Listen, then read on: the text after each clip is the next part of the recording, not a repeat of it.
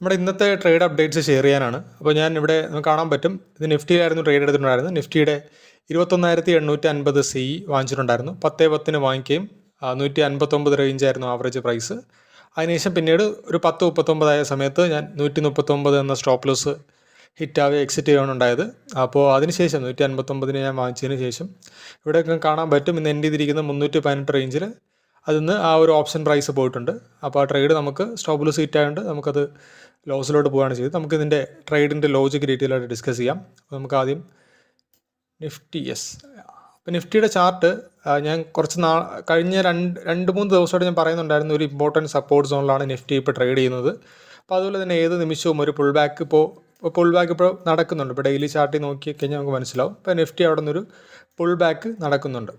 അപ്പോൾ അതുകൊണ്ട് തന്നെ എനിക്കൊരു ഷോർട്ട് എൻട്രി നോക്കാനുള്ള ഒരു കോൺഫിഡൻസ് ഇല്ല, അല്ലെങ്കിൽ ഷോർട്ട് എൻട്രി ചെയ്യാനുള്ളൊരു കോൺഫിഡൻസ് ഇല്ല. അപ്പോൾ അതുകൊണ്ട് തന്നെ ഞാനൊരു ജസ്റ്റ് ഒന്നൊരു അടുത്തൊരു പുൾ ബാക്ക്, അടുത്ത നല്ലൊരു ഓപ്പർച്യൂണിറ്റി കിട്ടിക്കഴിഞ്ഞാൽ ഒരു ബൈ പൊസിഷൻ തന്നെയാണ് നിഫ്റ്റിയിൽ നോക്കിക്കൊണ്ടിരുന്നത്. അപ്പോൾ നമ്മൾ ബാങ്ക് നിഫ്റ്റിയിലോട്ട് പോയാലും, ബാങ്ക് നിഫ്റ്റിയുടെ ഡെയിലി ചാർട്ട് നോക്കിയാലും ബാങ്ക് നിഫ്റ്റിയിൽ ഞാൻ ആക്ച്വലി പറയുന്നുണ്ടായിരുന്നു, ഒരു ഇമ്പോർട്ടൻറ്റ് സപ്പോർട്ട് സോണിലാണ് ബാങ്ക് നിഫ്റ്റി ഉള്ളത്. ബാങ്ക് നിഫ്റ്റി ഇപ്പോൾ കറക്റ്റ് ആ ഒരു ട്രെൻഡ് ലൈനിൽ വന്ന് സപ്പോർട്ട് എടുത്ത് നിൽപ്പുണ്ട്.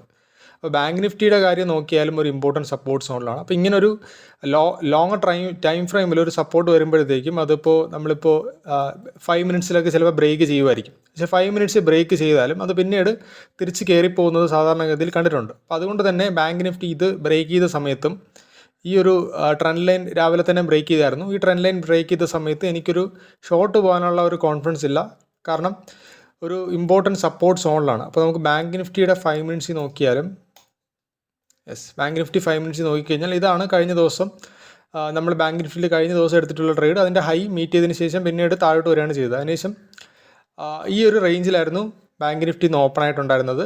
അതിനുശേഷം പിന്നെ ഇവിടെ നമുക്ക് നല്ലൊരു റിവേഴ്സൽ കണ്ടു, തിരിച്ച് കയറിപ്പോയി. അപ്പോൾ ഈ ഒരു ഇപ്പോൾ ഇന്ത്യ വിക്സിൻ്റെ കാര്യം നോക്കിയാലും ഏകദേശം 20-നടുത്ത് ആണ് ഇന്ത്യ വിക്സ് ഉള്ളത്. 20 കഴിഞ്ഞു ഏകദേശം. അപ്പോൾ നല്ല വോളറ്റൈൽ മൂവ്മെൻറ്റുമാണ് മാർക്കറ്റ്.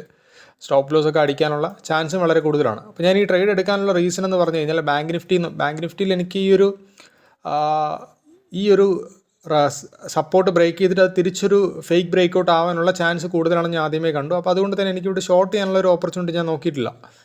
അപ്പോൾ ഈ ഒരു സമയത്ത് ഈ ബാങ്ക് നിഫ്റ്റി ഈ ഒരു റിവേഴ്സൽ എടുക്കുന്നൊരു സമയം ഞാൻ കണ്ടായിരുന്നു. അതായത് 10:05 ക്യാൻഡിൽ ഇവിടെ നമുക്ക് കാണാൻ പറ്റും, നല്ലൊരു റിവേഴ്സൽ ഇവിടെ നടക്കുന്നുണ്ടായിരുന്നു ബാങ്ക് നിഫ്റ്റിയിൽ 10:05 ക്യാൻഡിൽ. അപ്പോൾ കുറച്ചും കൂടെ എനിക്ക് നിഫ്റ്റിയിൽ ട്രേഡ് എടുക്കാനുള്ള കുറച്ചും കൂടെ കോൺഫിഡൻസ് കിട്ടിയ ഒരു ക്യാൻഡിലായിരുന്നു ഈ 10:05 ക്യാൻഡിൽ. അത് എന്തുകൊണ്ടാണെന്ന് ഞാൻ പറഞ്ഞുതരാം. നിഫ്റ്റിയുടെ കാര്യത്തിനകത്ത് നമുക്കൊന്ന് ലോവർ ടൈം ഫ്രെയിമിൽ പോയാലും, അപ്പോൾ ഈ രണ്ട് സപ്പോർട്ട് സോൺ ഞാൻ വരച്ചിട്ടുണ്ട്. ഒന്ന് 21,939, 21,800.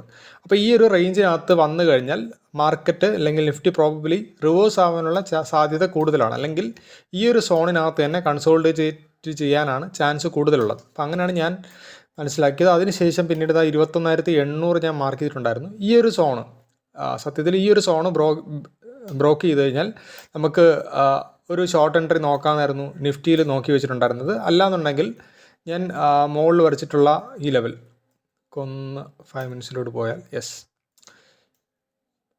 22,100 സോൺ. അപ്പോൾ ഈ 22,100 സോൺ ഞാൻ വരച്ചിട്ടുണ്ടായിരുന്നു. കഴിഞ്ഞ ദിവസത്തെ ഡേ ഹൈയുടെ ഒരു റെസിസ്റ്റൻസ് ഞാൻ വരച്ചിട്ടുണ്ടായിരുന്നു. അത് എന്തുകൊണ്ടാണെന്ന് ചോദിച്ചു കഴിഞ്ഞാൽ വളരെ നല്ലൊരു റെസിസ്റ്റൻസ് സോണാണ്. അത് ബ്രേക്ക് ചെയ്ത് കഴിഞ്ഞാൽ നല്ലൊരു ഹൈ നമുക്കൊരു അടുത്തൊരു റാലിക്ക് പോസിബിൾ ആയിട്ടുള്ള ഒരു സോണും കൂടിയാണ്. അപ്പോൾ നമുക്ക് ഈ കഴിഞ്ഞ ദിവസത്തെ നിഫ്റ്റിയുടെ ഒരു മൂവ്മെൻറ്റ് നോക്കിക്കഴിഞ്ഞാലും ഈ ട്രെൻഡ് ലൈൻ വരച്ചിട്ടുള്ളത് കാണാൻ പറ്റും. ഈ ട്രെൻഡ് ലൈൻ ജസ്റ്റ് ഒന്ന് ബ്രേക്ക് ചെയ്തിട്ട് അത് സപ്പോർട്ട് എടുത്തിട്ട് നിൽക്കുന്ന ഒരു സ്റ്റേജിലായിരുന്നു നിഫ്റ്റി ഉണ്ടായിരുന്നത്. അപ്പോൾ അതുകൊണ്ട് തന്നെ ഞാൻ നിഫ്റ്റിയിൽ കുറച്ച് ബുള്ളിഷായിരുന്നു. അപ്പോൾ ഞാൻ വിചാരിച്ചത് ആദ്യമേ ഈ ഒരു സോൺ ബ്രേക്ക് ചെയ്യാന്നുണ്ടെങ്കിൽ 22,100 ബ്രേക്ക് ചെയ്യാന്നുണ്ടെങ്കിൽ ലോങ് പോകാമെന്ന് പറഞ്ഞായിരുന്നു നിഫ്റ്റിയിലുണ്ടായിരുന്നത്. പക്ഷേ നിഫ്റ്റി ആ ഒരു സോണ് ബ്രേക്ക് ചെയ്തില്ല. നിഫ്റ്റി ഒരു ആദ്യമേ തന്നെ ഓപ്പണിങ്ങിൽ തന്നെ നല്ലൊരു സെല്ലിങ് വന്നു. അതിനുശേഷം പിന്നെ ഞാൻ വരച്ചിട്ടുള്ള ആ സപ്പോർട്ട് വന്ന് കുറച്ച് നേരം ഒന്ന് ആ ഒരു റേഞ്ച് വന്നിട്ടുണ്ടായിരുന്നു. അതിനുശേഷം പിന്നീട് അവിടെ നിന്ന് ഫാൾ ആവുന്നതാണ് കണ്ടത്. അപ്പോൾ ഈ ഫാൾ ആവുന്ന നിമിഷത്തെ ഞാൻ നോക്കി വെച്ചിട്ടുണ്ടായിരുന്നത്, അതായത് ഈ ഒരു സോൺ ഞാൻ വരച്ചിട്ടുള്ള ഈ ഒരു സോണിനകത്താണെന്നുണ്ടെങ്കിൽ, ഈ ഒരു സോണിനകത്ത് വന്നു കഴിഞ്ഞാൽ മാർക്കറ്റിൽ ഒരു റിവേഴ്സൽ കണ്ടു കഴിഞ്ഞാൽ എൻട്രി എടുക്കാമെന്നുള്ള പ്ലാൻ ഉണ്ടായിരുന്നു. കാരണം ഇതൊരു ഇമ്പോർട്ടൻ്റ് ആയിട്ടുള്ള സപ്പോർട്ട് സോണാണ്. അപ്പോൾ ഏത് നിമിഷവും റിവേഴ്സൽ വരാൻ പോകുന്ന ഒരു സോണും കൂടെയാണ്. അപ്പോൾ ഞാൻ എൻട്രി എടുത്ത നിങ്ങൾ ആ ഓർഡർ ബുക്ക് കണ്ടതുപോലെ തന്നെ എൻട്രി എടുത്ത സമയം എന്ന് പറയുന്നത് ഈ ഒരു സോണിലാണ്. 10:10 അല്ലെങ്കിൽ 10:05 കഴിഞ്ഞിട്ടുള്ള സമയത്താണ് ഞാൻ എൻട്രി എടുത്തിട്ടുണ്ടായിരുന്നത്. അപ്പോൾ ഇവിടെ എൻട്രി എടുക്കുകയും 10:05 ആ ഒരു ക്യാൻഡിൽ കഴിഞ്ഞതിന് ശേഷം ഈ ഒരു ക്യാൻഡിൽ തുടങ്ങുന്ന സമയത്തായിരുന്നു എൻട്രി എടുത്തത്.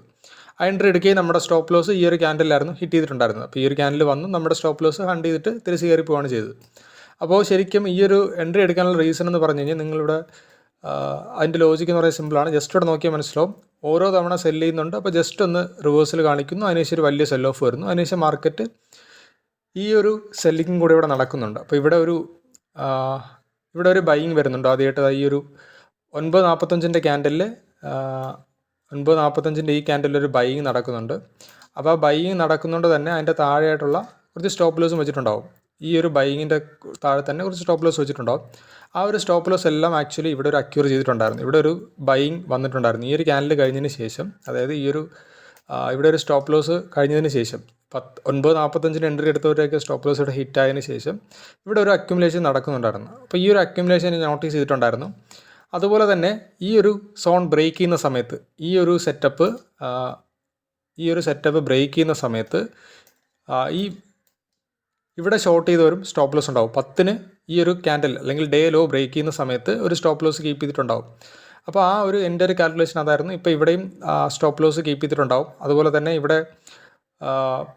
ഇവിടെ ബൈ ചെയ്തവരെയും ഇവിടെ അക്യുമുലേറ്റ് ചെയ്തിട്ടുണ്ട്. അപ്പോൾ ഇവിടെയും ബൈയേഴ്സ് ഉണ്ട്. അതുപോലെ തന്നെ ഇവിടെ ഷോർട്ട് ചെയ്തവരെയും സ്റ്റോപ്പ് ലോസ് ഹിറ്റാവാനുള്ള സാധ്യത കൂടുതലാണ്.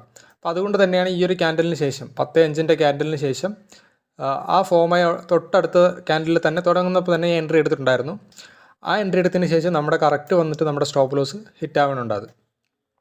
ഈ ഒരു ലോ ഹിറ്റായതിനു ശേഷം പിന്നീട് മാർക്കറ്റ് തിരിച്ച് കയറിപ്പോണുണ്ടായത്. അപ്പോൾ ആ ഒരു കാൽക്കുലേഷൻ നമ്മുടെ ഡയറക്ഷൻ കറക്റ്റ് ആയിരുന്നു. പക്ഷേ അത് അടുത്തൊരു ചെറിയൊരു സെല്ലിങ്ങും കൂടെ വന്നതിന് ശേഷമാണ് അടുത്തൊരു ഫർദർ അപ്സൈഡിലോട്ട് പോയത്. അപ്പോൾ ഇന്നത് മാർക്കറ്റ് എന്ന് നമുക്കറിയാം ഇന്ന് വളരെ വോളറ്റൈലും, അത് പിന്നീട് കറക്റ്റ് നമ്മൾ വരച്ചിട്ടുള്ള അതേ സപ്പോർട്ട് വന്ന് വീണ്ടും എടുക്കുകയും ഇപ്പം അന്ന് പിന്നെ നമ്മൾ മാർക്ക് ചെയ്തിട്ടുള്ള നമ്മുടെ അടുത്ത ഇമ്പോർട്ടൻ്റ് ആയിട്ടുള്ള ഒരു റെസിസ്റ്റൻസ് സോണാണ് 22,100 എന്ന് പറയുന്നത്. അപ്പോൾ ആ ഒരു ലെവലിൽ എങ്ങനെ നമുക്ക് റിയാക്ട് ചെയ്യാൻ നോക്കാം. അപ്പോൾ ഇതാണ് ഇന്നത്തെ ട്രേഡ് എന്ന് പറയുന്നത്.